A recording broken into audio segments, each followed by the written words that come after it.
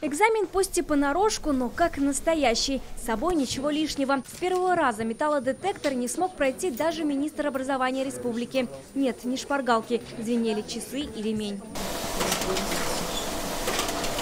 Кимы такие же, как у настоящих 11-классников. Такой экзамен сегодня пишут по всей России. Во время экзаменов, чтобы мы могли их тоже каким-то образом поддержать, помочь, каких-то нюансов, может быть, подсказать. Знания по русскому языку сегодня решила проверить и я. Свой ЕГЭ писала почти 6 лет назад. Посмотрим, насколько изменились задания. Вместо 3,5 часов для родителей сегодня сокращенный вариант. Они пишут всего 40 минут.